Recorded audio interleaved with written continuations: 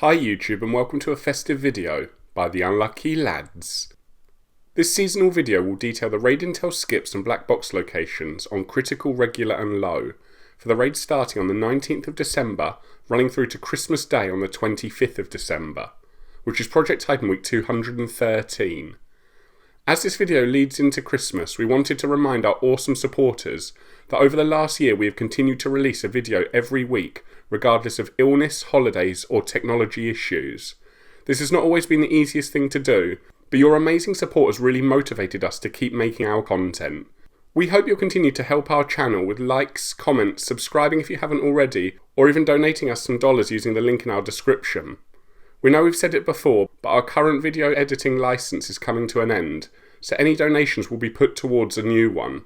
So once again, thanks to our epic fans, you're the reason we keep making these early raid intel videos, which allows you to quickly complete the raids and collect the black boxes as soon as the Project Titan week begins.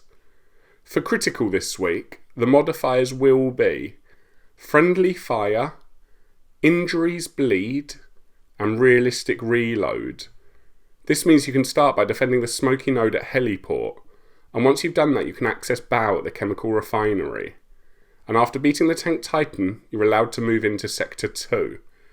Gargoyle requires 2 intels at Salamander, then the interrogation of the sniper at Camp Phoenix, and lastly inputting the password he gives you into the node at Testing Zone, where you can also battle the flying Titan. And Supercomputer just requires the 4 nodes at Missile Site Ruins to be pressed together, before you can enter the building in the sea to destroy Quantum. Once you've beaten Gargoyle and Supercomputer, you can progress into Sector 3. Cerberus requires 2 intels at Red Phoenix, and a further 2 intels at Scandium Mine, one using your drone in B2 and the other is a pickup. Next you need to destroy the 3 panels at Prototype Workshop, before finally putting 4 hands-on nodes at No Man's Land. Doing all of that will give you access to Cerberus at the top of Lava Shield, where you can complete the critical raid.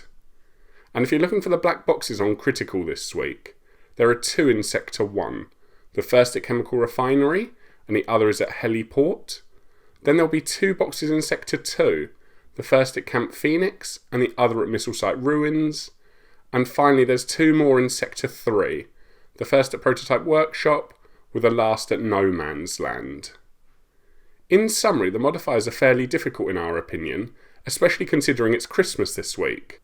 The best way to stop friendly fire affecting your raid is to show some festive spirit and avoid retaliation if someone does team kill you. Otherwise you could end up turning the raid into a mini PvP game instead. Next up there's injuries bleed, which overall we don't find too bad as long as you have some syringes on you, which can quickly heal any minor injuries you get. Finally there's realistic reload, which becomes a bigger problem for those using large magazines. We advise switching to a smaller ammo clip for this raid, or to wear some ammo increasing gear.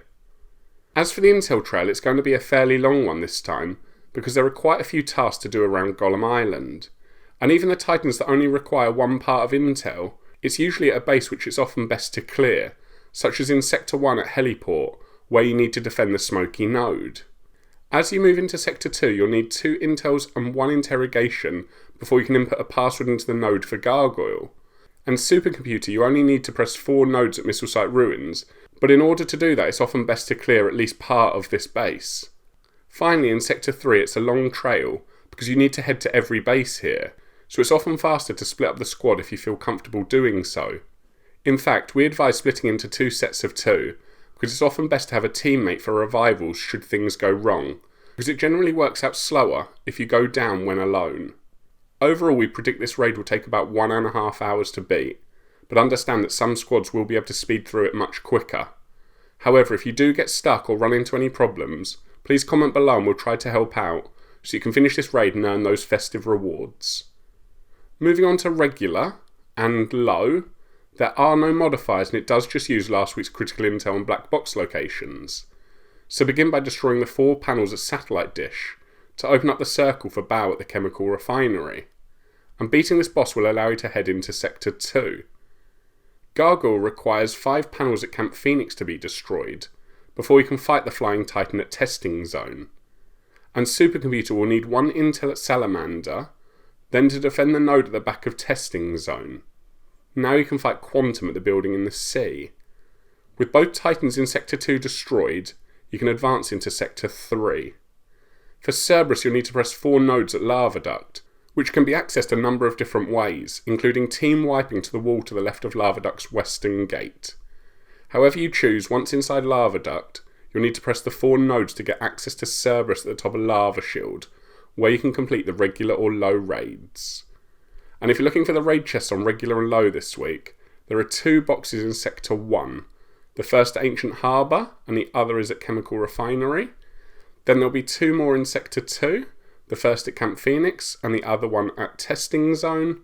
And finally there's 2 black boxes in Sector 3, the first at Scandium Mine, with the last one being at Prototype Workshop. That's all for now. For those that celebrate it, we wish you a very Merry Christmas, and hope you enjoy this festive time of year.